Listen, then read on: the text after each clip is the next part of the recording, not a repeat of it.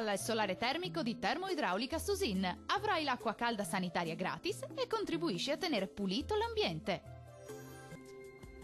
Nuovo peggioramento sulle nostre regioni, specie sui monti, ma col passare delle ore anche in pianura. Vediamo il dettaglio. Sul Veneto tempo in peggioramento dal pomeriggio, soprattutto in serata sulle aree settentrionali con temporali diffusi, la sera anche verso il Veronese e localmente verso le alte pianure. Nubi in aumento altrove ma tempo più asciutto.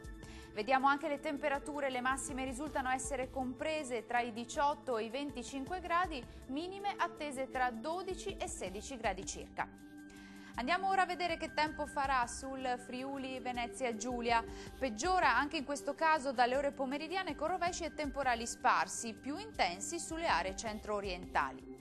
Temperature massime sui 20-24 gradi, minime intorno ai 16-17 gradi circa. E raggiungiamo infine il Trentino Alto Adige. Anche qui torna a peggiorare il tempo con l'arrivo di rovesci e temporali diffusi ovunque, più intensi verso sera.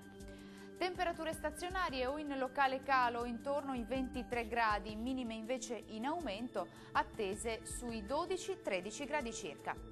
Il mare sarà mosso, localmente poco mosso sulla laguna di Venezia e i venti moderati meridionali.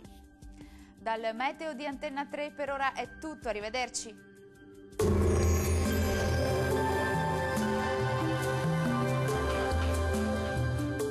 Termoidraulica Susin. Se compri una caldaia, in omaggio il condizionatore. Termoidraulica Susin a 0 branco.